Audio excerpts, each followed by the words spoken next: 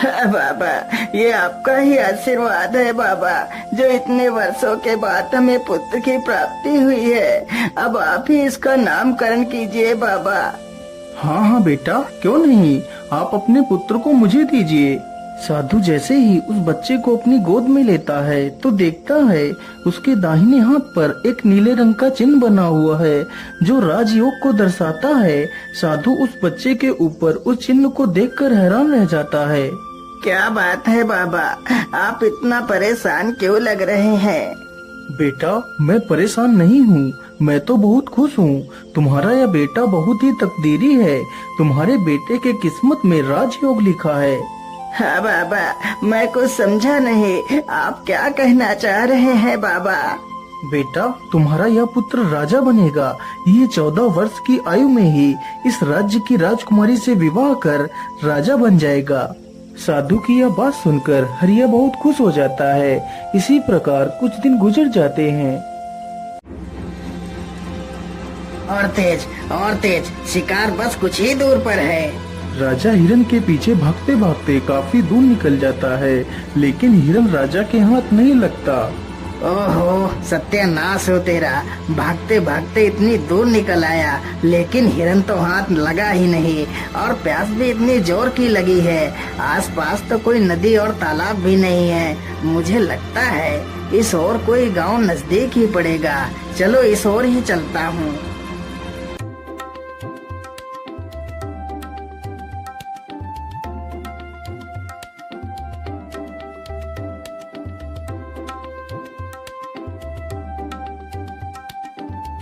राजा चलते चलते उसी गांव में पहुंच जाता है जहां वह बच्चा पैदा हुआ था जिसका विवाह राजकुमारी से होना था।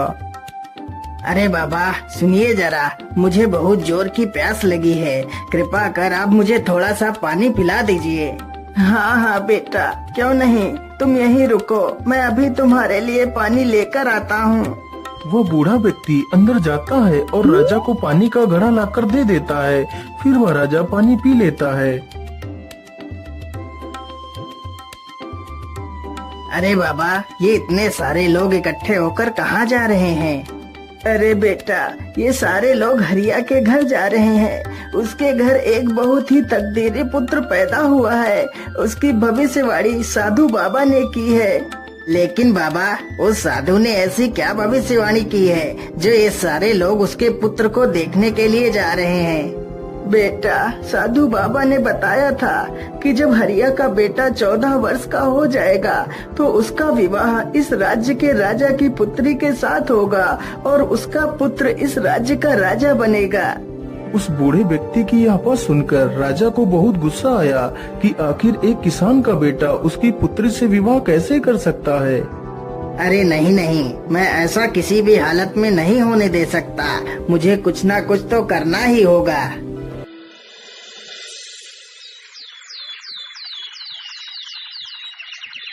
राजा अगले ही दिन अपना वेश बदलता है और उसी गांव में पहुंच जाता है। अरे भाई, ये हरिया किसान का घर कहाँ पर है? अरे भाई, सीधे चले जाओ और गांव के आखिर में जो घर मिलेगा वही हरिया किसान का घर है। इतना सुनकर राजा हरिया के घर पहुंच जाता है। अरे ओ हरिया भाई, जरा घर से बाहर आओ, मैं तुमसे मिलने आया हूँ। हाँ भाई, बोलिए, आप कौन है और आप हमसे क्यों मिलना चाहते हैं? हरिया भाई, मैं सेठ करोड़ी मल हूँ। मैं हरिपुरा गांव में रहता हूँ। मैंने सुना है आपका पुत्र बहुत किस्मत वाला है, उसके किस्मत में राजयोग है। हाँ सेठ जी, आपने बिल्कुल ठीक ही सुना है। हरिया भाई, मैं तुमसे कुछ कहना चाहता हूँ। हाँ हाँ, बोलिए बोलिए सेठ जी, आप हमसे क्या कहना चाहते हैं? अरे भाई, आप अपना बच्चा मुझे दे दो, मैं इसके बदले तुम्हें ढेर सारा धन दूंगा। तुम्हारे बच्चे का पालन पोषण मैं करूंगा। लेकिन सेठ जी, मैं अपना बच्चा आपको नहीं दे सकती। अरे हरिया भाई, जरा सोच लो, मैं इसे यहाँ लेने आया हूँ। इसमें ईश्वर की ही मर्जी है कि आपके बच्चे का पालन पोषण एक अच्छी जगह पर हो। तुम सोचो, तुम एक मामूली से किसान हो, तुम इसका पालन पोषण ठीक ढंग से नहीं कर सकते। हाँ हाँ भाग्यवान, सेठ जी एकदम ठीक कहते हैं। हम इस बच्चे का पालन पोषण नहीं कर सकते। हो सकता है इसमें ईश्वर की ही मर्जी हो कि इसका पालन पोषण एक अच्छी जगह हो। ठीक है सेठ जी, मैं अपना बच्चा आपको दे दूंगी, लेकिन जब मेरा बच्चा 14 वर्ष का हो जाएगा तो तुम मेरे बच्चे को वापस कर देना। हाँ हाँ ठीक है, 14 वर्ष के बाद मैं तुम्हारा बच्चा तुम्हें वापस कर दूंगा। इतना कहकर वह राजा बच्चे को ले लेता है और वहाँ से चला जाता है।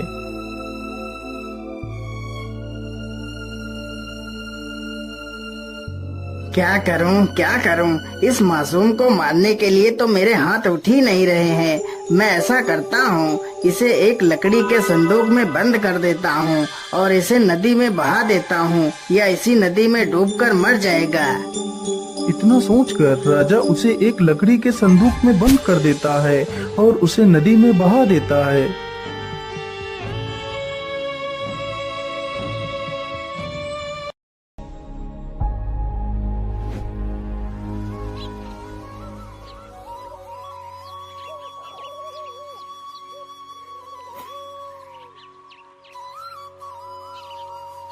ओम सूर्य देवाय नमः।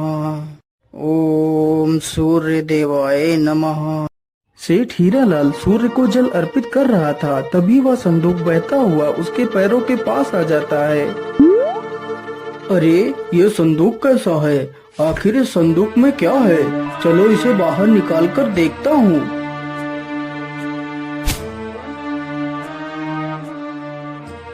अरे ये क्या? इसमें तो एक बच्चा है, लेकिन यह बच्चा तो कितना सुंदर है।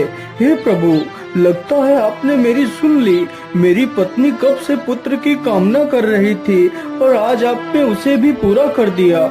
सेठ जल्दी से उस बच्चे को उठाकर अपने घर ले जाता है और अपनी पत्नी को सारी कहानी सुनाता है। हे प्रभु, आपका बहुत बहुत धन्यवाद जो आपने मेरी इस इच्छा को भी पूरा कर दिया। इसी प्रकार धीरे धीरे 14 वर्ष गुजर जाते हैं। सेठ ने उस लड़के का नाम सूरज रखा। सूरज अब पूरे 14 वर्ष का हो चुका था। वाह सूरज वाह, तुम तो कितने बुद्धिमान हो। सूरज की प्रशंसा गुरुजी कर रहे थे, तभी वहाँ से वही राजा गुजरता है जो किसी दूसरे राज्य में किसी जरूरी कार्य के लिए जा रहा था। अरे इतना सुंदर युवक मैंने आज तक नहीं देखा। आखिर यह किसका पुत्र है? वाह वाह, तुम तो वाकई में कितने बुद्धिमान हो। लेकिन तुम किसके पुत्र हो बेटा? मैं सेठ हीरालाल का पुत्र हूँ। अच्छा, ठीक है बेटा, जाओ जाओ, तुम अपना काम करो। इतना पूछकर राजा सेठ हरिदयाल के घर जाता है।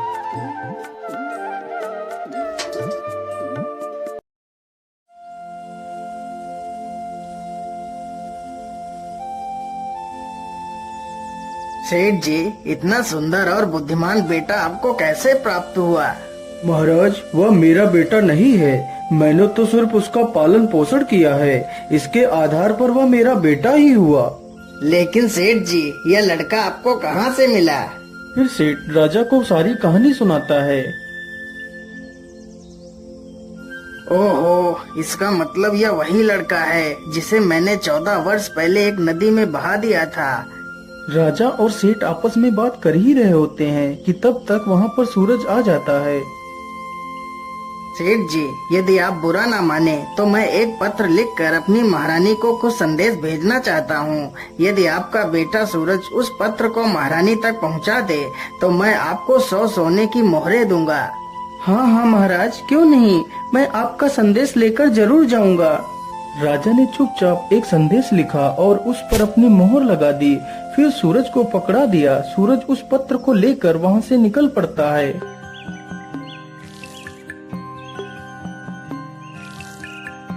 सूरज चलते चलते एक घने जंगल से गुजरता है तो वह अपना रास्ता भटक जाता है। अरे ये क्या, मैं चलते चलते इतना थक गया हूँ, लेकिन यह जंगल तो खत्म होने का नाम ही नहीं ले रहा है। कहीं मैं रास्ता तो नहीं भटक गया? अब तो जल्दी ही शाम भी होने वाली है। क्या करूं, किधर जाऊं? फिर सूरज आगे बढ़ता है। उसे चलते चलते जंगल में रात हो जाती है।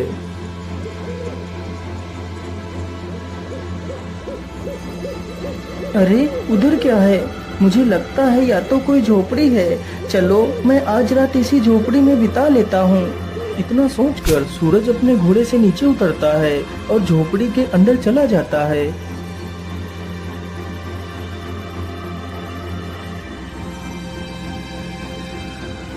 अरे अरे, कौन हो तुम और तुम अंदर कहाँ घुसते चले आ रहे हो? माता जी, मुझे माफ करिएगा जो मैं आपकी बिना इजाजत के अंदर चला आया। फिर सूरज उस बूढ़ी महिला को सारी कहानी बताता है। सूरज की ये सारी बातें सुनकर उस बूढ़ी महिला को सूरज पर दया आ जाती है। लेकिन बेटा, तुम्हारा यहाँ पर रुकना ठीक नहीं होगा। यह स्थान डाकुओं का अड्डा है। अभी कुछ ही देर में डाकू आने वाले हैं। यदि उन लोगों ने तुम्हें यहाँ पर देख लिया तो समस्या आ जाएगी। लेकिन माता जी, इतनी रात्रि में तो मैं कहीं और भी नहीं जा सकता। यदि बाहर जंगल में गया तो मुझे जंगली जानवर खा जाएंगे। इससे अच्छा है मैं यहीं पर एक कोने में ही सो जाता हूँ माता। इतना कहकर सूरज एक कोने में जाकर लेट जाता है और सो जाता है। कुछ ही देर बाद डाकू अपने घर वापस आ जाते हैं।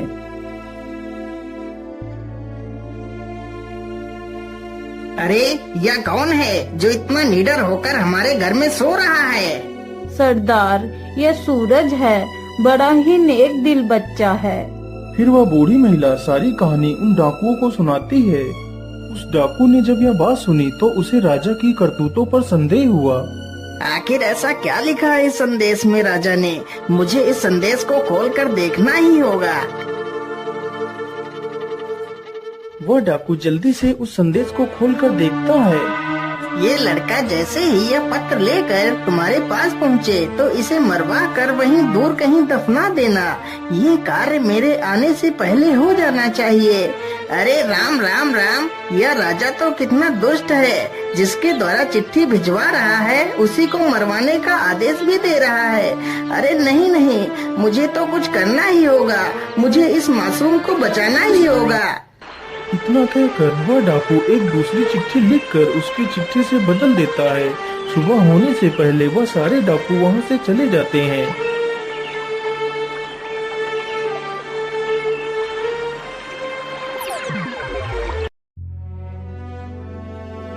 अच्छा माता जी, अब तो सुबह हो गई है। अब मैं चलता हूँ। यहाँ पर आश्रय देने के लिए आपका बहुत बहुत धन्यवाद। इतना कहकर सूरज वहाँ से निकल पड़ता है। सूरज कुछ ही देर में राजमहल में पहुँच जाता है और चिट्ठी महारानी को दे देता है। महारानी तुरंत ही उस चिट्ठी को पढ़ती है। यह लड़का बहुत ही ईमानदार और नेक दिल है। यह हमारी राजकुमारी के लायक है। इसलिए मैं चाहता हूँ हमारी राजकुमारी का विवाह इसी के साथ हो। इसलिए तुम हमारी पुत्री का विवाह इसी के साथ कर दो। यह विवाह मेरे वापस आने से पहले हो जाना चाहिए। आखिर महाराज ऐसे कैसे किसी के साथ हमारी राजकुमारी का विवाह कर सकती हैं? लेकिन इस चिट्ठी पर तो महाराज की मोहर भी लगी है। इसका मतलब यह युवक सत्य कह रहा है। इतना सोचकर महारानी ने अपनी पुत्री का विवाह सूरज के साथ कर दिया। कुछ दिनों बाद जब राजा वापस लौट कर आया तो उसे पता चला कि उसकी पुत्री का विवाह उसी युवक के साथ हो गया है। यह सुनकर राजा गुस्से से आग बबूला हो गया। नहीं नहीं महारानी जी, ये तुमने क्या कर दिया? तुम जल्दी से जाओ और मुझे वह पत्र दिखाओ जो मैंने तुम्हें भेजा था। महारानी जल्दी से राजा को वह पत्र दिखाती है तो राजा पत्र में कुछ और ही लिखा पाता है। अरे सैनिकों, जल्दी से जाओ और सूरज को हमारे सामने पेश करो। सैनिक तुरंत जाते हैं और सूरज को लेकर आ जाते हैं। अरे युवक, तुमने छल करके मेरी पुत्री से विवाह तो कर लिया, लेकिन मैं तुम्हें अपना दामाद स्वीकार नहीं करता। लेकिन महाराज, मैंने तो आपके साथ कोई छल नहीं किया है। अरे मूर्ख, तू मेरे साथ भी छल करना चाहता है, लेकिन मैं तुझे अपना दामाद स्वीकार नहीं करता। हाँ, मैं तुझे एक शर्त पर ही अपना दामाद स्वीकार कर सकता हूँ। बोलिए महाराज, आपकी क्या शर्त है? अरे युवक, यदि तुम मुझे शैतान के 2 सोने के बाल लाकर दे दो तो मैं तुम्हें अपना दामाद स्वीकार कर तुम्हें अपना सारा राज्य सौंप दूंगा। यदि बाल लेकर नहीं आए तो मैं तुम्हें फांसी पर चढ़ा दूंगा। ठीक है महाराज, मैं अपनी पूरी कोशिश करूंगा। इतना कहकर सूरज एक घोड़े पर सवार होकर वहां से निकल पड़ता है।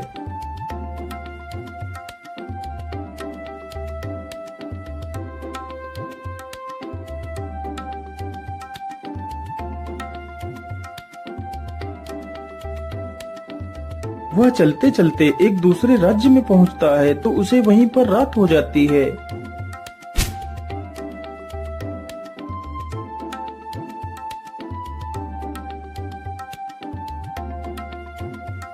अरे सैनिक भाई, मैं एक परदेशी हूँ और आज रात मैं आपके यहाँ रुकना चाहता हूँ। सैनिक तुरंत ही सूरज को राजा के पास ले जाते हैं। लेकिन बेटा, तुम शैतान के बाल लेने के लिए तो निकल पड़े। क्या तुम्हें पता भी है वह शैतान कहाँ रहता है? महाराज, मैं सब कुछ जानता हूँ। अच्छा, यदि तुम सब कुछ जानते हो तो क्या तुम यह भी जानते हो कि हमारे राज्य का सबसे बड़ा कुआं सूख क्यों गया, जबकि उसमें सबसे मीठा पानी निकलता था? हाँ महाराज, मैं यह भी जानता हूँ कि आपका मीठे पानी का कुआं क्यों सूख गया है। तो फिर मुझे जल्दी से बताओ, वह कुआं क्यों सूख गया है? यदि तुमने मुझे उसके सूखने का कारण बता दिया तो मैं तुम्हें सोने चांदी से तौल दूंगा। लेकिन महाराज, मैं इसका जवाब आपको अभी नहीं दे सकता। मैं इसका जवाब वापस आकर दूंगा।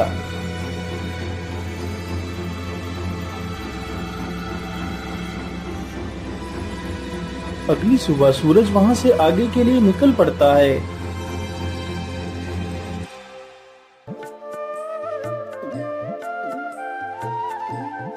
वह चलते चलते एक बड़ी सी नदी के पास पहुँचता है। ओहो, रास्ते में तो इतनी बड़ी नदी पड़ गई है, लेकिन मैं इसे पार कैसे करूं? तभी देखता है कि एक व्यक्ति नाव लेकर उसकी तरफ चला आ रहा है।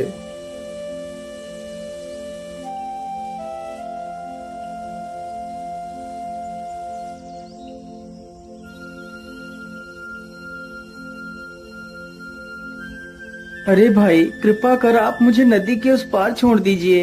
हाँ हाँ, क्यों नहीं, मैं आपको नदी के उस पार छोड़ दूंगा, लेकिन उससे पहले तुम्हें मेरे एक सवाल का जवाब देना होगा। ठीक है भैया, पूछिए, तुम क्या पूछना चाहते हो? मेरा सवाल ये है कि मुझे इस काम से स्वतंत्रता कब मिलेगी? अरे भाई, मैं तुम्हें वचन देता हूँ कि तुम्हारे इस सवाल का जवाब मैं जरूर दूंगा, लेकिन अभी नहीं। तुम्हें मेरे वापस आने तक इंतजार करना होगा। इतना सुनकर वह नाविक सूरज को नाव पर बिठा लेता है और उसे नदी पार करा देता है। वह जल्दी से नाव से नीचे उतरता है और वहाँ से चला जाता है।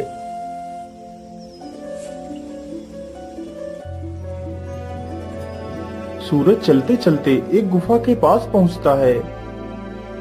मुझे लगता है यह वही गुफा है जिसमें वह राक्षस रहता है। चलो इसके अंदर चलता हूँ। इतना कहकर वह गुफा के अंदर घुस जाता है।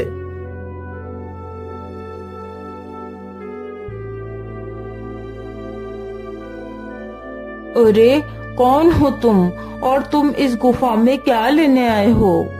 माता जी, मेरा नाम सूरज है। मैं बहुत परेशानी में हूँ, मेरी सहायता कीजिए माता। फिर वह अपनी सारी कहानी उस राक्षसनी से बताता है। वह राक्षसनी उस शैतान की माँ थी जिसके 2 सोने के बाल सूरज लेने के लिए उस गुफा में गया था। माता जी, यदि मैं 2 सोने के बाल लेकर नहीं गया तो राजा मुझे सूली पर चढ़ा देगा। उसकी ये सारी बातें सुनकर उस राक्षसी को उस पर दया आ जाती है। ठीक है बेटा, मैं तुम्हें उस शैतान के 2 बाल दे दूंगी। माता जी, यदि आप बुरा न माने तो मैं आपसे 2 सवालों के जवाब जानना चाहता हूँ। ठीक है बेटा, पूछो, तुम मुझसे क्या पूछना चाहते हो? फिर सूरज वही दोनों सवाल पूछता है कि वह कुआं क्यों सूखा और उस नाविक को स्वतंत्रता कब मिलेगी। बेटा, इन सवालों के जवाब तो मैं भी नहीं दे सकती। इनके जवाब तुम्हें मेरा बेटा ही दे सकता है। तुम ऐसा करो, मैं तुम्हें एक चींटी बना देती हूँ और तुम यहीं कहीं पर छिप जाना। यदि मेरे बेटे ने तुम्हें देख लिया तो वह तुम्हें नुकसान भी पहुंचा सकता है। इतना कहकर वह बूढ़ी डायन उसे एक चींटी बना देती है। वह चींटी चुपचाप जाकर एक स्थान पर छिप जाती है। तभी कुछ ही देर में वह राक्षस भी आ जाता है। मनुष्य की दुर्गंध। अरे, ये मनुष्य कहाँ है? कहाँ है वह मनुष्य? अरे बेटा, तुम किस मनुष्य की बात कर रहे हो? यहाँ पर तो कोई भी मनुष्य नहीं है। लेकिन माँ, मुझे तो यहाँ पर बहुत जोर जोर से किसी मनुष्य की दुर्गंध आ रही है। अरे बेटा, यहाँ पर कोई भी नहीं है। तुम मेरा विश्वास क्यों नहीं कर रहे हो? अच्छा ठीक है माँ, मैं आज बहुत थक गया हूँ, अब तो मैं सोने के लिए जा रहा हूँ। हाँ हाँ बेटा, थक तो आज मैं भी बहुत गई हूँ। चलो मैं भी थोड़ा सा सो लेती। इतना कहकर दोनों आराम करने लगते हैं। कुछ ही देर में राक्षस गहरी नींद में सो जाता है। मुझे लगता है अब ये गहरी नींद में सो गया है। अब यही अच्छा मौका है बाल उखाड़ने का।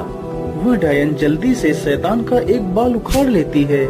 अरे माँ, ये तू क्या कर रही है? तू मेरे बाल क्यों उखाड़ रही है? अरे बेटा, मैं बहुत डर गई थी। मैंने बड़ा ही बुरा सपना देख लिया था।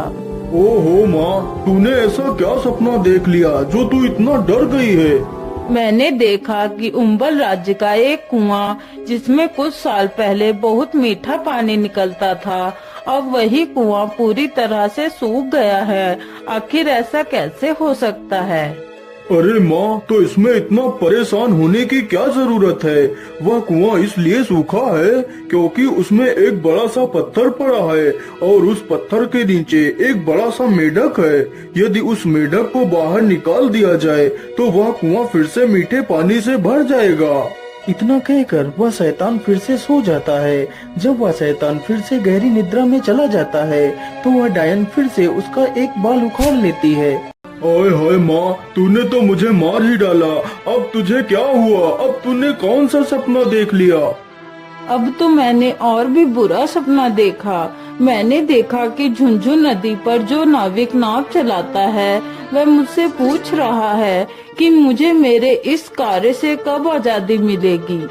अरे माँ, वह नाविक मूर्ख है। यदि वह अपना चप्पू किसी दूसरे आदमी के हाथ में थमा दे तो उसे इस कार्य से छुटकारा मिल जाएगा। लेकिन माँ, अब तू कोई दूसरा सपना मत देखना। इतना कहकर वह राक्षस फिर से सो जाता है। फिर वह डायन सूरज को वापस इंसान बना देती है। बेटा, ये लो वो सोने के बाल और तुम जल्दी से यहाँ से भाग जाओ। सूरज डायन का धन्यवाद करता है और वहाँ से चला जाता है। फिर वह उसी नाविक के पास पहुँचता है तो नाविक उसे नदी पार करा देता है। मेरे भाई, जिस दिन कोई व्यक्ति तुम्हारे इस चप्पू को खुद अपने हाथों में ले लेगा, उसी दिन तुम इस कार्य से स्वतंत्र हो जाओगे। इतना कहकर सूरज अपने घोड़े पर बैठता है और वहाँ से निकल पड़ता है। सूरज चलते चलते कुछ ही देर में अंबल राज्य में पहुंच जाता है, जहां उसे अपने दूसरे सवाल का जवाब देना था। महाराज, आपका कुआं फिर से मीठे पानी से भर सकता है। तो फिर जल्दी बताओ युवक, हम अपने कुएं को कैसे ठीक कर सकते हैं? महाराज, आपके कुएं में एक बड़ा सा पत्थर पड़ा है और उसी पत्थर के नीचे एक बड़ा सा मेढक है। यदि उस मेढक को बाहर निकाल दिया जाए तो कुएं में पानी फिर से भर सकता है। राजा ने ऐसा ही किया। उसने उस बड़े मेढक को उस कुएं से बाहर निकलवा दिया। वाह सूरज वाह, तुम तो बहुत बुद्धिमान हो। मैं तुमसे बहुत प्रसन्न हुआ। आज यह कुआं फिर से मीठे पानी से भर गया, इसलिए मैं तुम्हें 1 कुंटल सोना इनाम में देता हूँ। फिर वह उस सोने को अपने घोड़े पर लादता है और राजमहल की तरफ निकल पड़ता है। वह जल्दी ही राजमहल पहुंच जाता है।